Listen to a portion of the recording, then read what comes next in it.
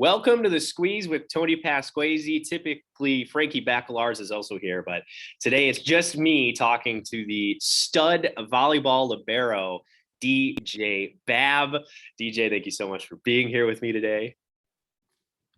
You're welcome. Thanks for having me. Yeah, you're the first guest on our show this year. You surpassed 1,000 digs last year. You got 10th all time, coming off an all MIAC year, your sophomore season. I felt like there was no better athlete to have on to talk about volleyball this year. So, let's go all the way back to 2018, maybe even 2017, your senior year of high school.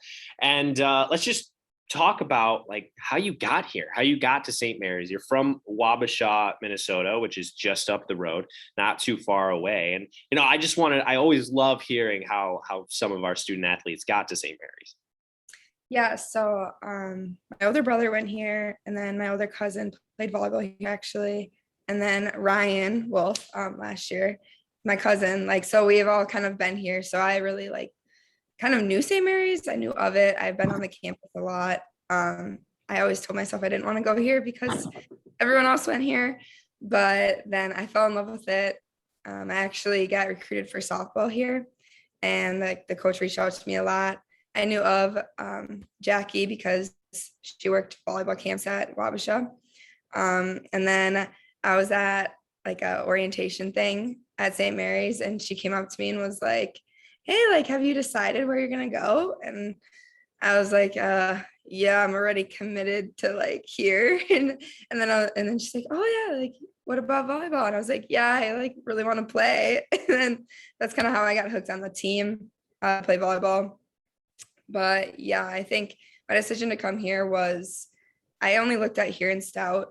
And this just, is way better. I loved it. It was a community feeling, and I had people that I already knew here. So it was kind of like a home for me. Yeah, that's awesome. You wanted to leave, but they sucked you back in, and Yeah. We're definitely happy that you made that decision. And that's just wild to be hearing that you were recruited here as a softball player and then just decided to play volleyball and started your freshman year. You played close to 100 sets, I believe, something like that. And you got well on your way to your 1,000 digs starting that freshman season. So, that's a pretty big deal, DeJaye, to just go from walk-on to starting as a freshman. How did those conversations go with Coach Jackie when she finally realized that, you were going to be the starting libero? Well, honestly, I didn't know I was going to be the starting libero until our very first game. But she, during our meetings, during preseason and stuff, she just kept saying oh my gosh, you're doing so great. Here's what we want you to work on. This is going to be you may be playing kind of thing. Wasn't hey, you are the starting libero. We still had there was, I think 6 DSs that year, or 7 even. So, it was still really competitive in that position. And she kind of gave me the confidence to be in that position. I really was oh my goodness, I'm a freshman, I shouldn't be out here. But since she had confidence in me, and then Coach Lex was here my freshman year, who was an amazing libero. I looked up to her when I watched my older cousin play here. I was like, wow, she's good. Having her be confident in me, and that kind of just took off. I think that was most of our conversation was hey, we got the confidence in you. You need to have the confidence in yourself, kind of thing. Yeah. And speaking of Coach Lex Krogstad, she is all over the all-time record books here at St. Mary's. And I believe she's second in digs.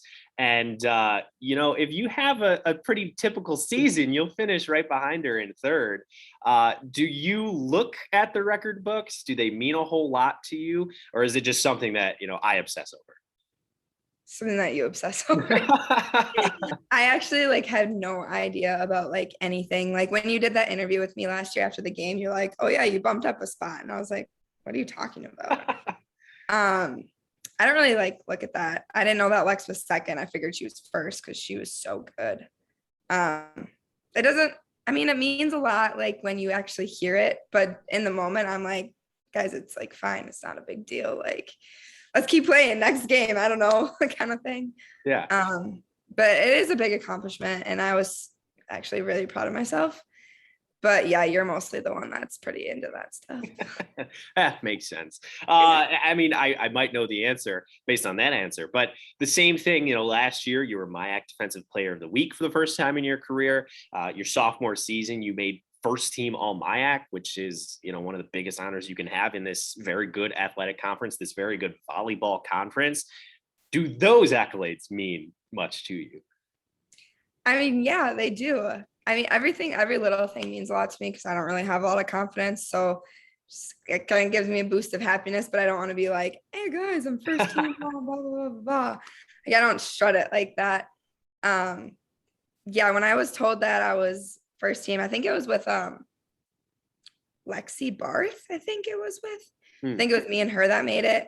It was kind of like, I was more like, oh yeah, Lexi, way to go. Like, trying to like keep myself like low key because I just don't like to be a center of attention really.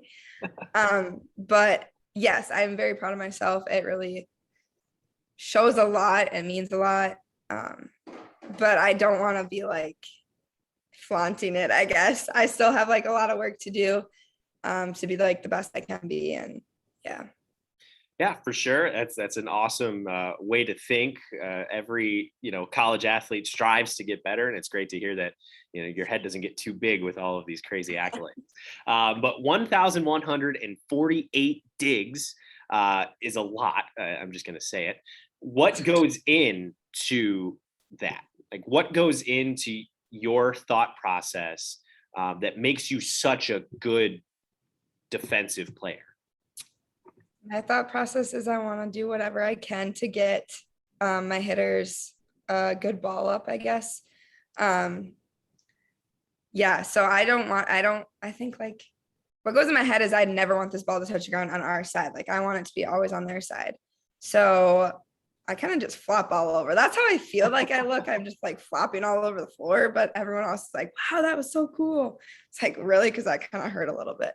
But my thought process is this ball is not going to hit the floor. Like I'm going to do whatever it takes. I'll put every body part on the ground to get this ball up and for my setters to get a good setup and then my hitters to kill the ball.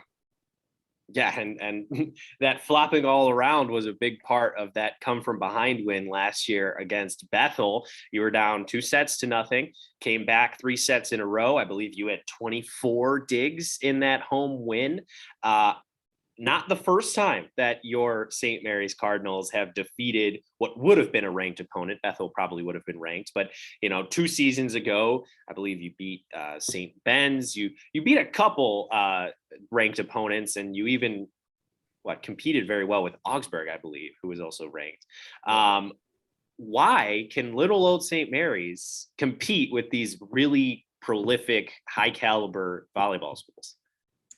Yeah, we actually kind of talked about that this preseason, just about years past and stuff. And we like come in as like we're the underdog, like, doesn't matter, like kind of thing. That's our mindset.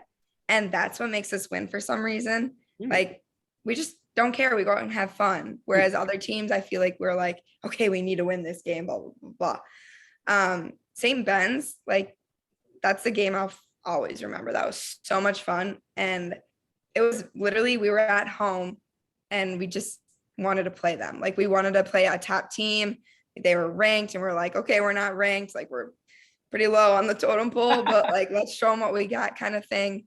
And it wasn't that we were bigger than them. It wasn't that we had more talent than them. I think literally we had more heart and we like just had fun doing it. And I think that's like last year with Bethel too. And that maybe they get in their heads, they're like, St. Mary's, like, we got this one. And then we're like, boom, we're here. Yeah. And hopefully with that success, you guys can still go in as an underdog. I think those teams might take you a little more seriously this season. We saw you a couple days ago now in the red-white scrimmage. It was a lot of fun. And it was really cool to see some of the height that you have this season for the first time in a long time. A lot of your freshmen this year are around 6 foot, over 6 foot. Can you say anything about those freshmen, maybe a couple standouts, and also, how they're going to contribute this season to hopefully a playoff caliber team? Yeah, so we had 9 freshmen coming in, and it is fantastic. I was a little nervous at first, but all their personalities, all their talent, like it really brings our team together. They are gonna be so good, and I'm so excited to see how like much they can change in this year, and like within their 4 years here. 2 weeks of preseason, and they're already like you guys seen them at the red white scrimmage. They're already making so much progress. Um, I don't know if one particularly stands out to me because legit, like they're all very good and will have the potential to be starters at some point in their lives. I mean, we have only 3 returning hitters, so they're going to be starters this year too. So maybe you can point out who stands out. But I think just each of them stand out individually just because they're so different, like in a good way. They bring out different aspects of everyone on the team, and they bring a different vibe. It's kind of a really nice vibe. I like it. I'm excited to Nice. see how far we go. Yeah, me too. And then final question, it's the one that we're all thinking about. What's your prediction? How far do you think this team can go?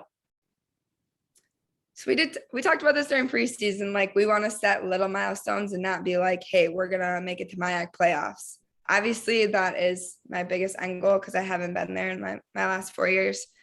But I think just taking it one step at a time is going to be what our team is going to do this year. And that's how we're going to succeed. My end goal is just to literally play balls out. Like this is my last year. I don't want to regret anything. I don't want to hold anything back. I want to do what's best for the team. And I think a lot of the girls are on the same page, like, hey, let's go this year, just because we do have 9 freshmen that no one has seen play before. And so it's going to be like a little spunk of fresh. Awesome. Thanks, DJ.